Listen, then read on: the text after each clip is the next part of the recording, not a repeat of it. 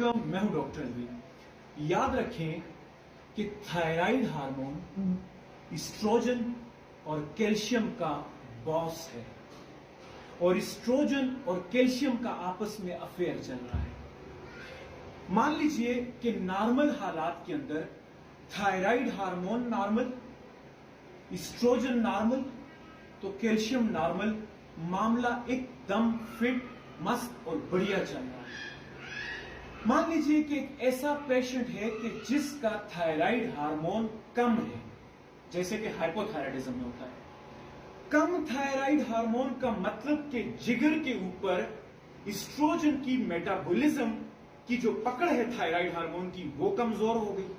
जो ही thyroid hormone की जिगर के ऊपर एस्ट्रोजन की मेटाबॉलिज्म की पकड़ कम हो गई तो एस्ट्रोजन का लेवल हाई हो गया। तो ऐसी खातून जिसका थायराइड हार्मोन कम हो, यानी हाइपोथायराइडिज्म हो, उसका एस्ट्रोजन लेवल हाई रहेगा। क्यों रहेगा वो मैंने आपको बता दिया। अब high estrogen level breast cancer और फाइब्राइड यूट्रस जैसे इश्यू आगे क्रिएट कर सकता है। लिहाजा अगर किसी खातून को हाइपोथायराइडिज्म हो तो थायरॉक्सिन के साथ साथ आपको एस्ट्रोजन लोअरिंग ड्रग्स भी देनी पड़ेगी।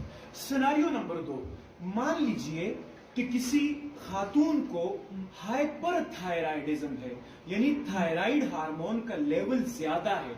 जब थायराइड हार्मोन का लेवल ज्यादा है तो जिगर के अंदर एस्ट्रोजन की मेटाबॉलिज्म पे पकड़ बहुत जबरदस्त हो गई, मजबूत हो गई, जरूरत से ज्यादा हो गई। तो इसके नतीजे में एस्ट्रोजन का मेटाबॉलिज्म जो होगा वो उस पर भी असर पड़ेगा और अल्टीमेटली एस्ट्रोजन का लेवल कम हो जाएगा। और मैंने आपको पहले बताया था कि एस्ट्रोजन और कैल्शियम का आपस में अफेयर चल रहा है। एस्ट्रोजन कम तो कैल्शियम कम, इसीलिए हाइपरथायराइडिज्म वाली खवातीन को ज्वाइंट और बोन डिजीजेस जिस तरह ऑस्टियोपोरोसिस, इनके चांसेस बढ़ जाते हैं। लिहाजा हाइपोथायराइडिज्म में आपने थायरॉक्सिन के साथ एस्ट्रोजन लोअरिंग ड्रग्स देनी है, जबकि हाइपरथायराइडिज्म के साथ आपने हड्डियों की मजबूती और हड्डियों की केयर भी आपने ज़हन में रखनी है।